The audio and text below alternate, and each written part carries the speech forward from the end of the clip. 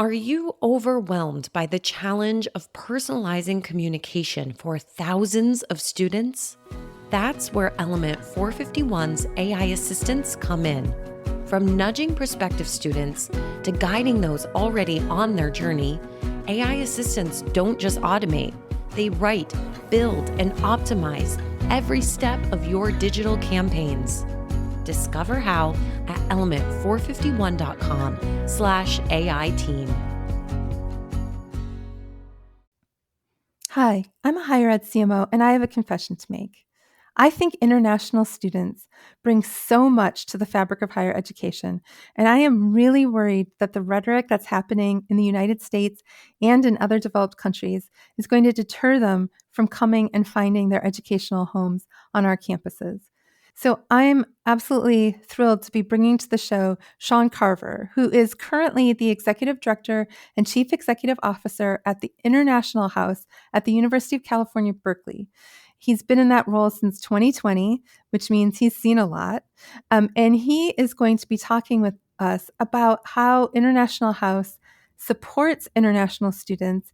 And there's a lot of lessons in this episode about how we can better create cultures and environments that both attract and retain our international students. I hope you enjoy.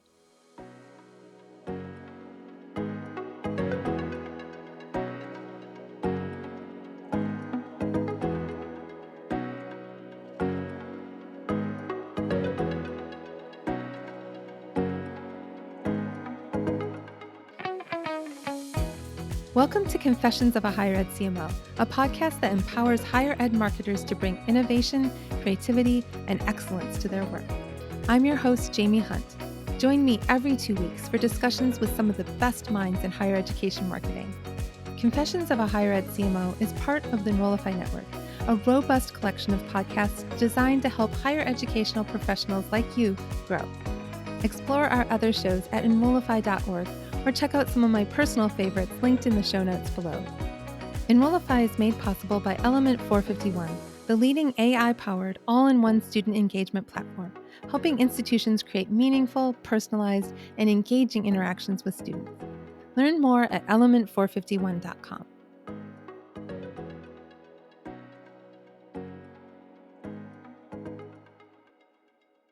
I'm so thrilled to be here with Shaun Carver. Welcome to the show. Thank you, Jamie. It's a pleasure to be here. I am thinking that this is going to be a hot topic. We're talking about international students, supporting international students. And as everybody listening to the show has to have known, we are about a month out from the US election. I know I have some international listeners, and this is a hot topic. Just this morning, I moderated a panel discussion, and over 800 people were registered. So I am really excited to get your thoughts on international students and how we can better support them. But to get started, we're seeing growth in the number of international students attending college in the US. What do you make of that trend? I think U.S. has always been a top destination for international students. Although, as we go through these ups and downs and the pendulum swinging of globalization, folks have left the United States to go to maybe Canada or the UK or Australia or other top international education. And you see the shift around as people adjust to the political environment and the policies that are being taken. But, I was having a conversation last night at a networking event, and it seems right now there's not a great destination. People used to go to Canada if US wasn't working out. They had, permanent residency. That's a tough place to go right now. Australia as well, and certainly the environment in the UK. So where do you go? I think this is the first time in my career that it's not a movement of shifting from one geography, one nation to another. It really is kind of a referendum on international education around the world. That's quite unique, I think, for this time. It's really disappointing. I have found that the folks that I have hired that have been from other parts of the world, and the students that I've worked with that have been from other parts of the world, they just bring such a rich perspective to the classroom and to the workplace. And when I was getting my graduate degree, I had students who were in my program who were in Egypt during the Arab Spring and just sort of disappeared from class for a couple of weeks. And it absolutely enriched my experience. And it's so disappointing to see some of the trend toward not making ourselves as friendly to international students. I mean, if you look at data, and who looks at data anymore, right? Just look at the headline or whatever. But the impact international students have, yes, on the learning environment, 100%. I mean, we're talking about a global world, and when people graduate, they're going to go out into a world and be meeting other people, people from different countries, people with different perspectives of the world, and to be in a classroom where it's an open conversation of sharing these different perspectives, and it's critical to, I think, the learning environment and preparing people for life after university, which is what we should be doing, right? But it's and then you look at after graduation and the economic impact that international students have on the economy. Forget the spending. They're paying 3 or 4 times the tuition at the university as domestic students. They're renting apartments. They're buying food. They're spending. There's an economic impact in these communities, and then they go off and then they start launching. In Silicon Valley, I think it's like 60 or 70% of those tech companies were started by people who came here on a student visa. And look at the economic impact that they've brought. So, look at the data. There's so much more benefit across the board to having international folks here that it's just surprising that there's trying to push them out or make them feel unwelcome. It really is unfortunate. And I hope, the rhetoric kind of settles down a bit. You went through this a bit in 2016. Trump was talking about H-1Bs and canceling or restricting H-1Bs. And that, just the rhetoric, even if they didn't make policy changes, to talk about potentially doing that made people not want to apply to the U.S. They're not just coming for a degree. The degree is part of a plan to emigrate to the U.S. and become a productive citizen, right? So you start messing with whether or not they're going to be able to stay. They make irrational folks. They make different decisions, and even if the policy didn't change. I remember that one of the institutions I was at, about 10% of our student body came from China. And when the Trump administration was just having those conversations, to your point, the enrollment from China just dropped. I mean, it plummeted. And the whole town had worked to be welcoming to Chinese students. There was more Chinese restaurants than there were any other restaurant in the town. And it was just such a sad thing to see happen.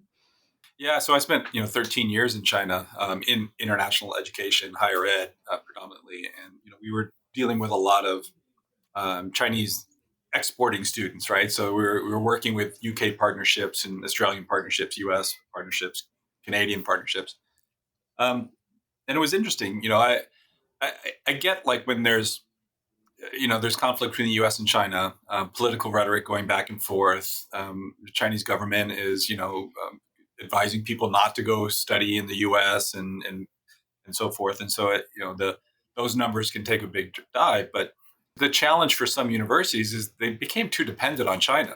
And it was easy to get 10% of relatively easy to get 10% of your student enrollment from China. But then you're highly volatile to these political changes. And from the other perspective, from the other side of the Pacific, I remember sitting there with Chinese students, and I won't mention the university, but it was a really nice university in Midlands of UK. And they were like, I don't want to go there. There's too many Chinese there, right? They didn't want to go to a UK university because there's too many Chinese. That's not why they're studying abroad, is to be surrounded by everyone who looks and thinks and talks and believes the same things they are. They want exposure to as well. And so I think, if you look at the long history, there's always been these ups and downs of countries. We used to get Russian students, right? And then the ruble just got buried. It became too expensive, political things. And now I'm lucky if I have 1 or 2 Russians in the house each year. It's interesting. I think you have to diversify. It's like your stocks. You got to diversify. If you just go in and all in on China, you're probably going to fluctuate quite a bit because there's a lot of political rhetoric going back and forth on that. We've talked a little bit already about the political rhetoric and the impact that it has on students. I'm curious from your perspective about what colleges and universities need to be doing to prepare to welcome these students and make sure they have a positive experience, even amid some of that rhetoric? First of all, we have to be realistic that some of these universities do not look like welcoming communities to be joining. I mean, when they're seeing on the news and it's violent protests and people with different beliefs that are being excluded or bullied or dealing with the conflict, does not make it attractive to international students. And so we need to start with, how we want to brand our universities. Are these places of free speech or are these places that have a political viewpoint? If you have a political viewpoint, you need to lead with that so that you're attracting people who believe what you believe and not attracting people who are counter to that. And I think, talking to some chancellors and presidents of universities, a lot of them are trying to become more politically neutral because in the past they've kind of creeped one way or the other, aligning with political views. And then people who have different opinions on those things end up being not welcome. I did a survey of iHouse residents. We have about 620 residents here at iHouse. 80% are international. We also have about 20% domestic students here. And they represent 82 nationalities. So in this Wow. community of 600, there's 80 different countries. And then you look at, that's just geographic diversity. Then you look at economic diversity, gender diversity, political diversity. All the different ways that you can mash up and divide people is in this house.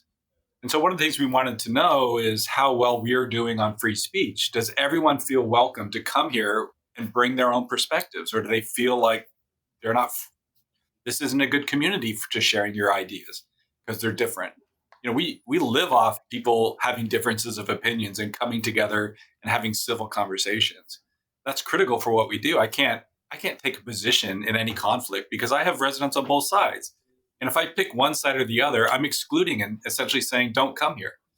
And that's not what we're about. We're about diverse people coming together, listening to each other, trying to understand each other, and then finding a way forward that doesn't include violence. So, we want to know how we're doing on free speech. And I was happy to see, you never know. You do a survey, you never know what it's going to tell you until the end. I was really happy to see that most of them felt that we do a better job than the campus on free speech, and that 80% of them do not self-censor.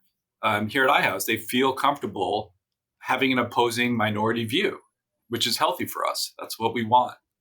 So, it's universities need to make sure that they're welcoming places for people of all views, even in the ones that they disagree with, and that we're able to enforce civil conversations and debates to try to understand each other. And I think where we're at now is that, there's people who would look at a university and say, I can't go there. They hate me, right? They don't want me Yeah. on campus. Yeah. This is not a place I'm going to feel comfortable where I can focus on learning. And I'm going to be, I'm going to be trying to stay safe. I think universities have a tough job right now, kind of rebranding themselves as open to all points of views, welcoming people from a spectrum of opinions, and creating environments in the classroom where, in civil ways, we can have conversations to try to understand each other better. And that's what the beauty of higher education is, right? That it's supposed to be this sort of place where people can have disparate ideas and have conversations in a really civil and productive way. And, as somebody who is Gen X and went to college in the 90s and felt very much like it was a melting pot of ideas, I hate to see how it's just sort of become this very black and white and very polarized, and there's no room for nuance in the conversation. And it makes me really happy to hear that over 80% of your students feel like they can have that. That's huge. Well, like I said, it's critical, and we some of the feedback we got from the residents was it was interesting to see that they definitely saw a difference between what's considered hate speech versus offensive speech. Like they welcomed offensive speech. They were like, look, it's okay for someone to say something that offends me. That's okay. It doesn't mean it's hate speech.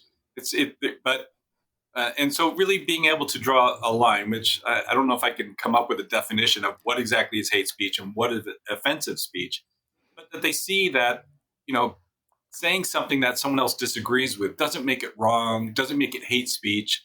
It just is a start of a conversation of how do you feel, why do you feel that way, and let's work through this together, right? versus hate speech, which is you've attacked me, and we don't tolerate that. You got to go.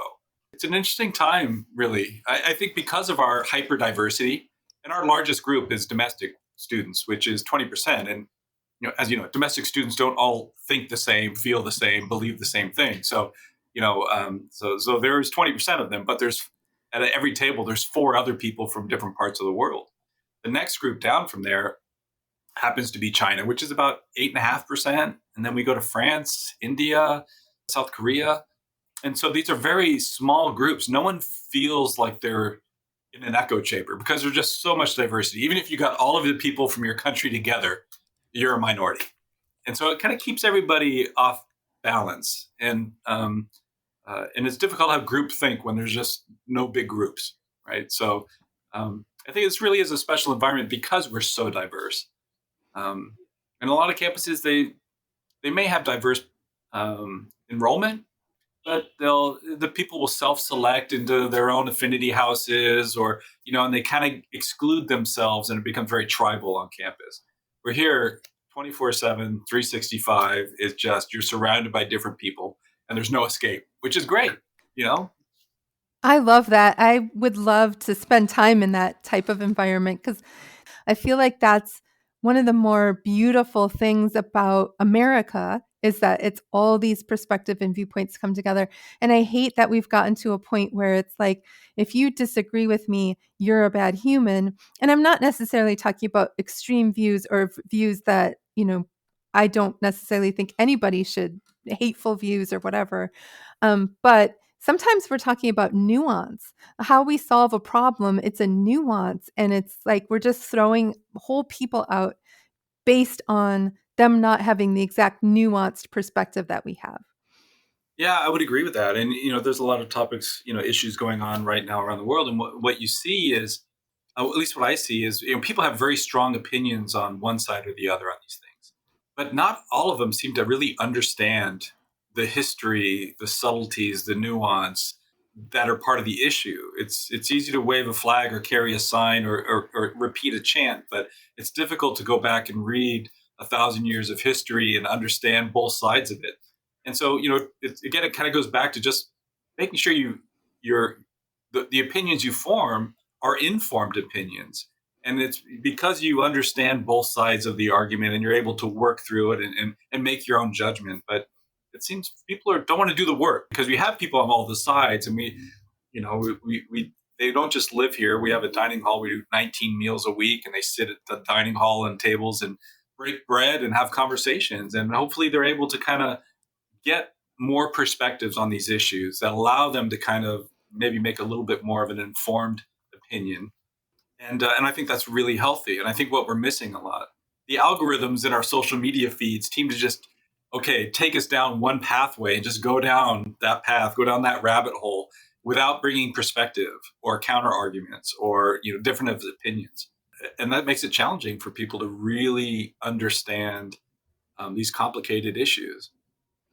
How have you fostered this culture? Because this feels like something we need to foster in the larger culture. How have you managed to pull this off with these 600 students?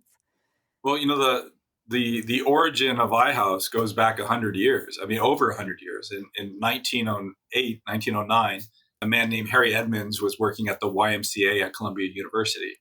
And as he was walking up the steps of the Columbia Library and another student was walking down, he just said, "Good morning." And the student kind of stopped and looked strangely, and they sparked a conversation.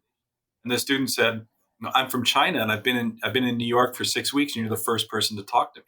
Wow. So Harry went home to his wife, Florence, and they said, "We got to do something." So what they started doing was just inviting international students into their home for Sunday supper, for dinner, breaking bread, right? Going back to, just people sitting down and sharing a meal and learning about each other, talking about history, talking about culture, talking about viewpoints, talking about art, just really fascinating conversations.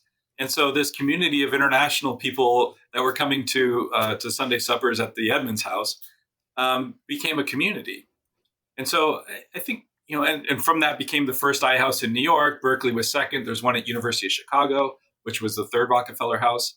And so it's, from the very beginning, there's been good intentions of bringing people together and seeing the benefit of sitting down with really interesting people that have experiences that you don't.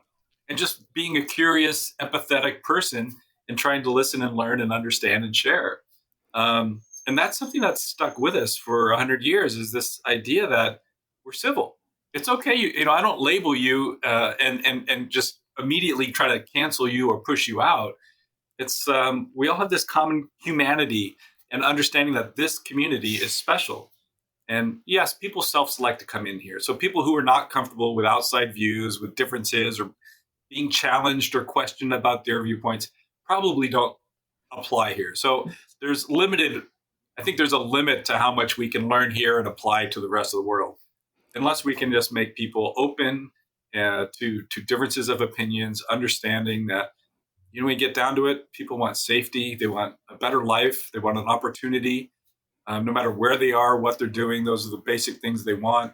And if we all start with that commonality, we can work on how we see the world. I'm very, very fortunate to have this job, and coming to work is just fascinating every day. It's just really wonderful. I bet it's amazing. Like it just sounds like an incredible experience. Beyond the community that's fostered with iHouse, are there other areas of support that you offer to international students, like work visas or immigration guidance, those sorts of things? Yeah, we used to have the international students office was actually had offices here at iHouse. I mean, obviously, these are their people, and there's a lot of services when they need to sign visa documents or things. It was very convenient to have them here. During COVID, that changed. They now have their own office on campus. So we try not to get too involved in things like advising on employment or working with their visa. We try to focus more on the skills, the mindset. We do a lot of workshops. We do a lot of events where they're learning about each other.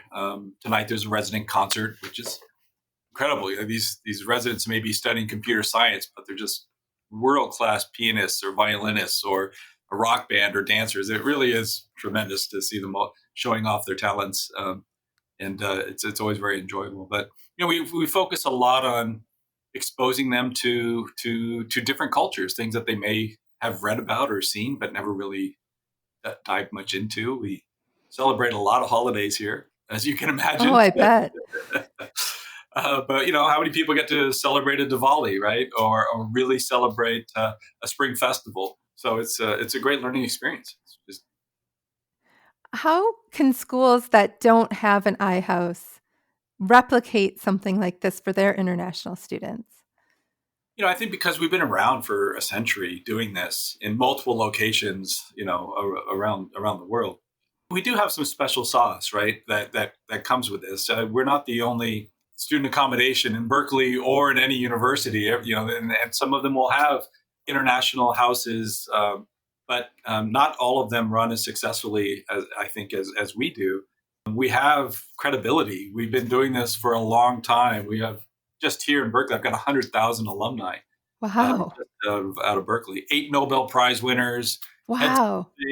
heads of global businesses, leaders of the free speech movement, civil rights movements all came out of iHouse. I mean, there's really is some special sauce that comes with us. As the Rockefeller houses of New York and Chicago, Berkeley, and even London, we talk about how we can advise and kind of share some of this with other living learning environments around there. And I have a dream one day to open up additional iHouses at other universities, because I think what we do is needed more today than at any time in our history. Campus communities are so divided; they just don't want to come together, and that's what we do. We're a place where we have the power to convene, to bring people together, have civil conversations, and try to find ways to move forward that allows everybody space. And I think when I look at college campuses right now, it's something that's deeply needed. Um, bringing people together is what we do. I have loved working with international students, and I found them when I came to Old Dominion University a little over 2 years ago. The very first student group that reached out to me was the international student group. And they were like, we want to get to know you, and we want to learn more about what you do and what your vision is. And they brought this whole group of maybe 6 or 8 international students to my office to meet with me. One of them invited me to her graduation party. I mean, it was amazing. These students, just their attitude and their perspective and everything that they bring to the table. I'm curious about how you might articulate what an international student brings to a campus. When you really, understand the stories of a lot of these students, it is so inspirational. We as Americans, or Canadians, or people in developing countries that kind of take higher ed for granted. I didn't get into Ivy school. Still got into a good school, but I we had a policy change here that essentially ended food insecurity at iHouse. If you were hungry, we're feeding you. Forget how many swipes you have, or if you're hungry, we're going to feed you.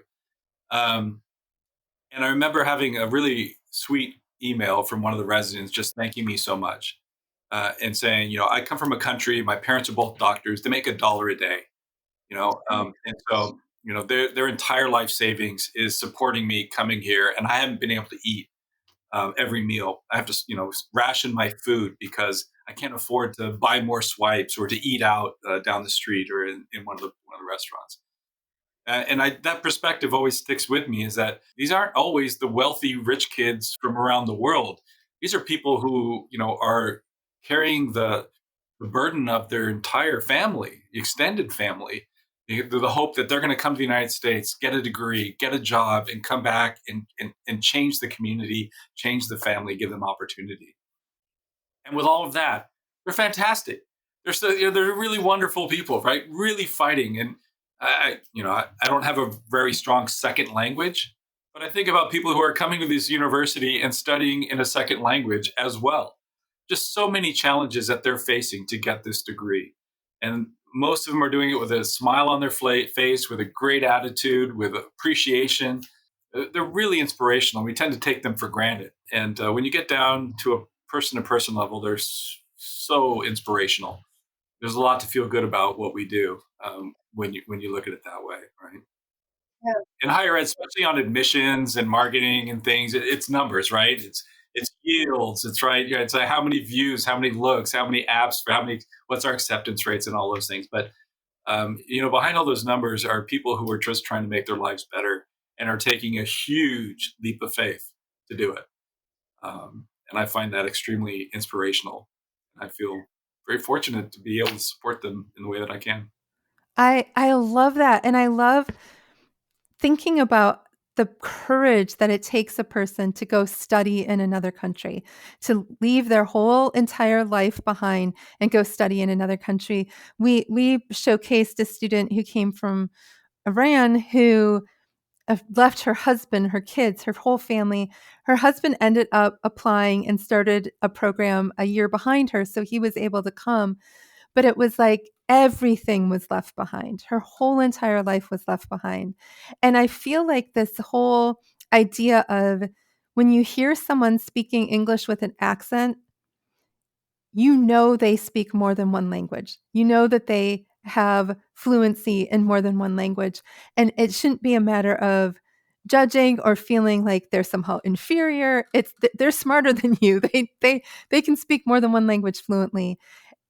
And I just think that we miss so much when we don't let folks have a voice who are doing this absolutely most courageous thing to study abroad.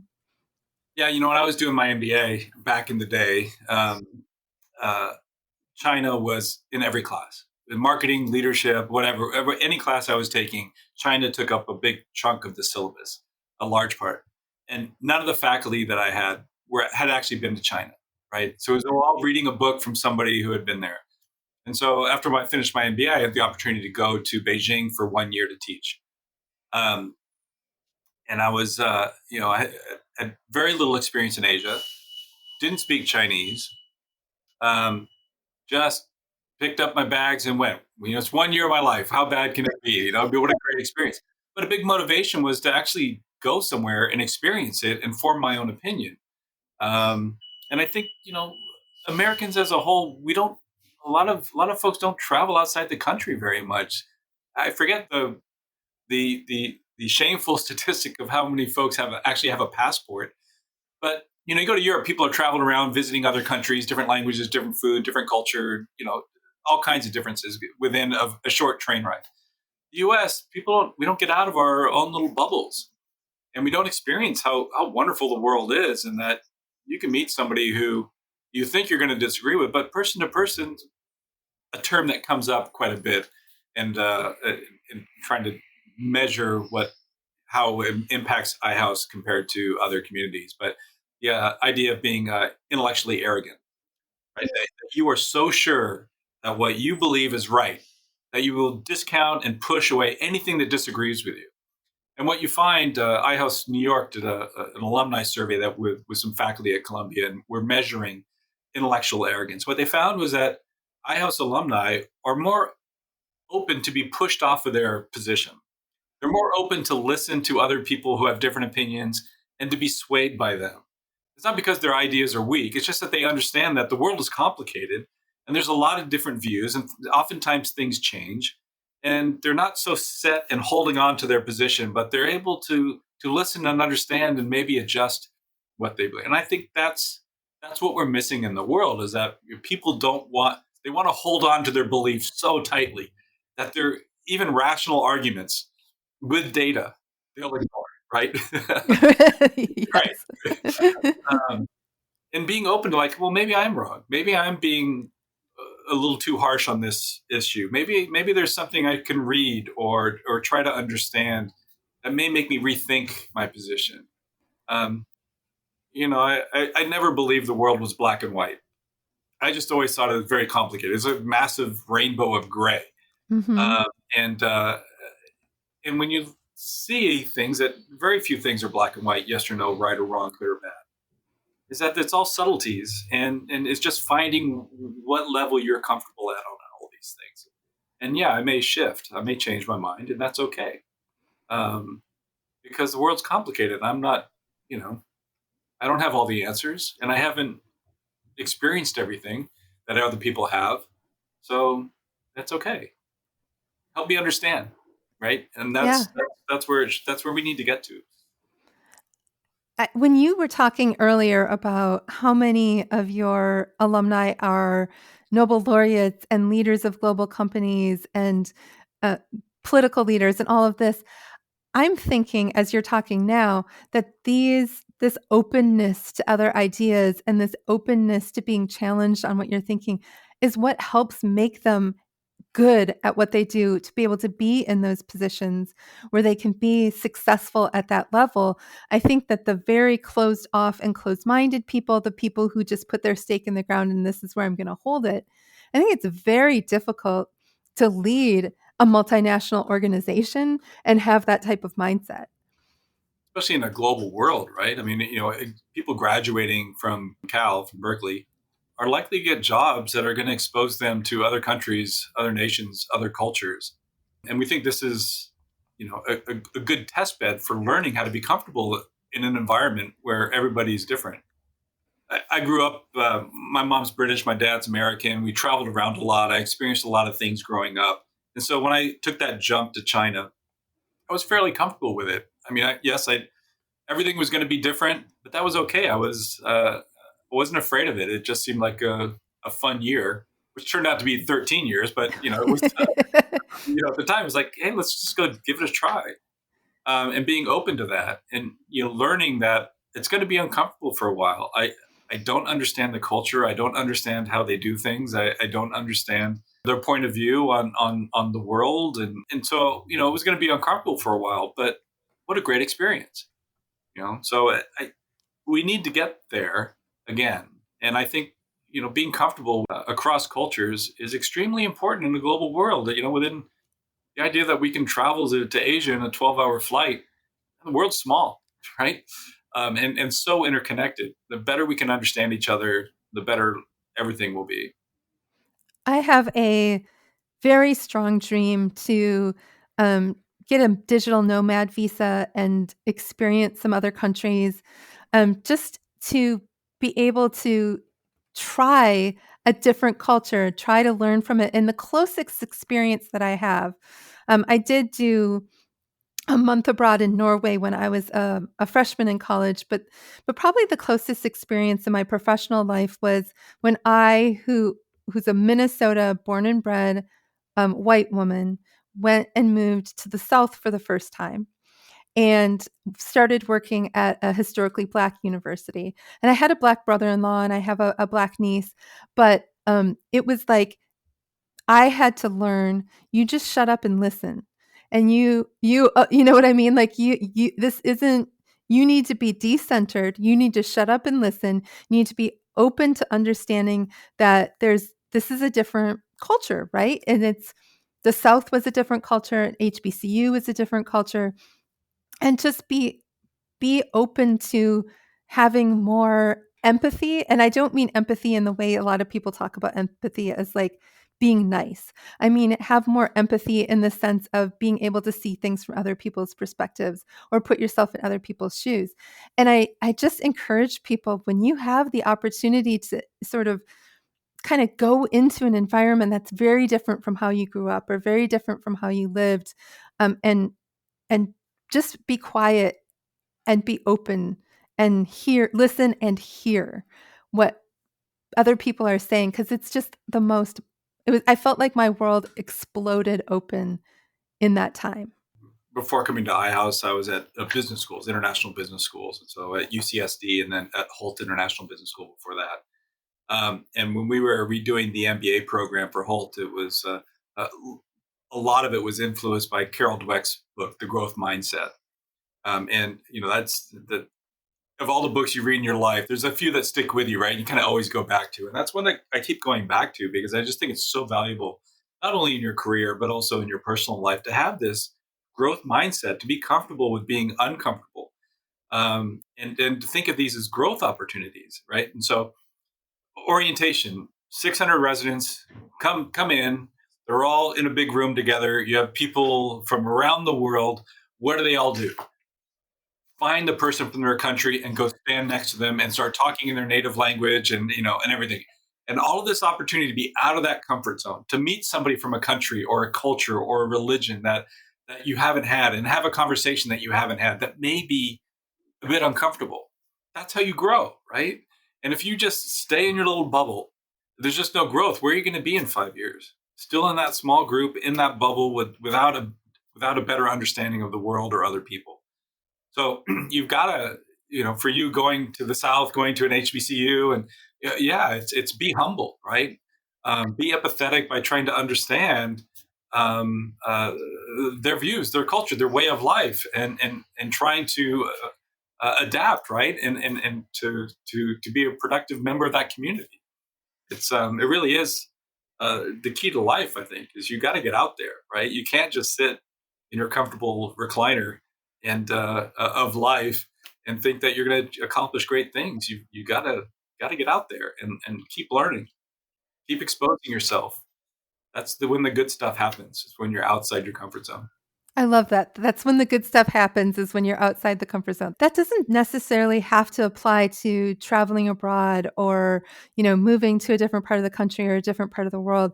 I think that can apply to anything. I mean, doing something that is outside of the box for you, something that's outside of the box for your institution, getting out of that comfort zone is hard and uncomfortable, but you're going to be a bigger, better, more well-rounded person at the end for doing it. My wife is Chinese. My both my children were born in China, and so they've, between our extended families, they're exposed to a lot of different things, right? And you just go to food. Like, luckily, my kids are pretty adventurous eaters. They'll jump onto a chicken foot. They'll jump into a chicken wing, right? So, but so we go out with our friends' kids, and they're like, they won't even try. You talk about step out of your comfort zone. An easy one to do is with food. Oh, I don't like it. Well, you've never really eaten it, right? You've never tried it. Just give it a shot. Just maybe this is something that changes your mind.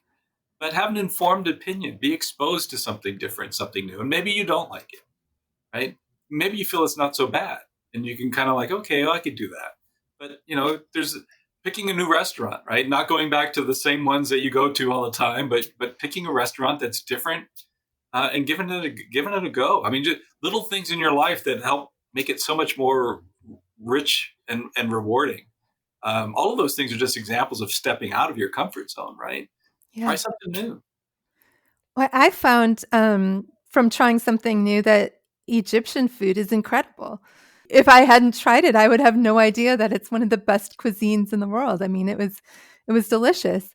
Um, But and we like I mentioned, we serve food here, and we have an incredible chef Abby, who's our executive chef here, and she's her own rock star on Food Network oh, and Guided nice. Grocery Games. She's done very well on all those.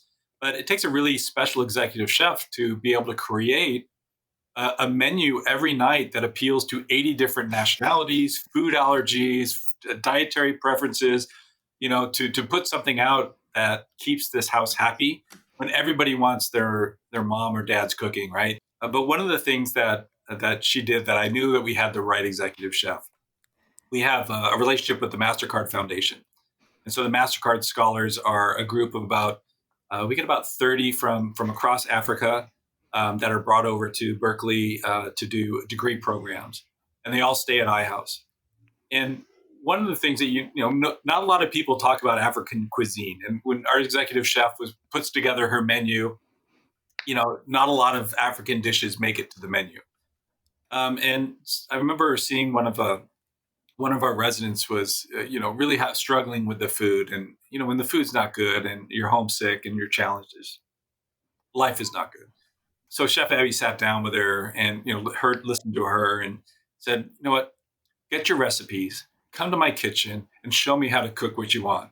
And now we get goat stew on our menu. We have Somalian spaghetti. We get jollof rice. And now we're exposing African food to 80 different nationalities that probably have never had African food before. That's what we tried to create, expose people to things, whether it's food or point of view that they wouldn't have anywhere else but here. And that's important, right? That gives them one. It just adds to your life that you've tried stuff. It's new, but it really is essential to understanding the rest of the world. I love that story. It makes me think about when I was in Norway as a college freshman, and I brought with one of those, like, I don't know, pound bags of Reese's peanut butter cups. And I was staying in a dorm, and one of the meals that we were served consistently was raw fish with chocolate on it. And they couldn't, they were just munching that down like it was. And I was like, oh, everything about this is troubling. But then I would get out these peanut butter chocolate Reese's cups, and they could not understand the mixing of peanut butter and chocolate, and were eating, like, taking bite, so nervously taking a bite. And that was my first exposure at 18 to the idea that we all eat different types of things. We all think different types of foods are appetizing or appealing, but I still am not going to eat raw fish with chocolate on it. I'm sorry. Not to name drop, I'm going to name drop, but the Crown Prince of Norway is an alumni of iHouse. Wow. He was just here last year at an event, and we were able to meet with him. But yeah, he lived here when he was a student at Berkeley. That's so. I wonder if chocolate and fish were on the menu at that time. Oh, probably not. But yeah, one of the things that we do every week, every Wednesday night from 8 o'clock till 10 o'clock is called Diversity and Coffee Hour. And so the idea is usually a group of residents from a country will host this coffee hour where they bring snacks, they'll bring their chocolate covered fish, they'll bring their teas, they'll share their music, their dance, do trivia contests and things about their history. And so every week is kind of exposure to things, and there's always snacks. Snacks are, and so yeah, I wouldn't be surprised if the chocolate fish have made it to iHouse. But it's great. Like I said, I have a great job. It really is fun. We'll have to stop by iHouse if I'm ever in California. Can you tell me what you think are the biggest opportunities for institutions with regard to international education right now? Biggest opportunities. Some of these campuses are alienating really important parts of their community, but not all of them. And so I think there is an opportunity for folks to welcome some of these communities that are not feeling welcome at these universities, to be a place, to be a safe place to come and study, right? Where we welcome your views. We don't have to agree with it, but we welcome you here, and we give everybody the opportunity to share. So I think there's opportunities for folks to take advantage of the fact that donors as well as international students are reconsidering where they want to go study and where they want to invest their philanthropy. So that creates opportunities for other schools to step into that and say you're welcome here. I love that. I do think it's I always feel things are kind of like on a pendulum. They're swinging one way and then they come back in the other. And just when you think things are worse, it comes back. And, so I think the pendulum is coming back to where university is taking a much stronger stance on freedom of speech, on conduct on campus. What are their values? And, being more intentional and stating what the values of the institution is, and enforcing those, not just saying we believe in free speech. However, these speakers are not welcome, and we're going to let the students decide what speakers they want to hear. Versus, our job isn't to give them what they want to hear. We expose them to ideas that we want them to think about. And so, I think in this time where there's so much division and politicization of these institutions, that it is an opportunity to kind of come back to maybe a more central view of where they're at. But it'll be interesting. It's with the next administration, I think that's where we started with this. We started talking about all these great things about international students, but really the challenge is, in the next year, how is the U.S. going to look? What is going to be our, are there going to be drastic policy changes on international students? Is there going to be crackdowns on international students and job opportunities, H-1Bs, green cards, and things after graduation? I think my view is the administration will be really focused on probably the illegal immigration that has happened, and will be less focused on legal immigration coming to the U.S. on student visas and the contribution that they're making, not only to the bottom line of these universities. And as a lot of universities really rely on international tuitions to keep their budgets afloat. Plus all the benefits that we talked about bringing to the classroom, bringing to the community, and the economic impact they have on us as a society. I hope they don't roll us all up into this immigration kind of initiatives they're going to be starting. I have a couple of really good friends who came to this country as college students, as international college students, and who are now actually both of them citizens, very, very big contributors to our country and our society. And I hope that we don't do anything that keeps folks like them from being able to do that. Yeah, I mean, I never try to predict what the president-elect will do or what his policies or what he's going to say. But in the past, he has been pro international student, and I think he did a talk in Silicon Valley earlier this year and said, well, when people graduate with good degrees, we should automatically give them a green card. So I think he understands the value of international students.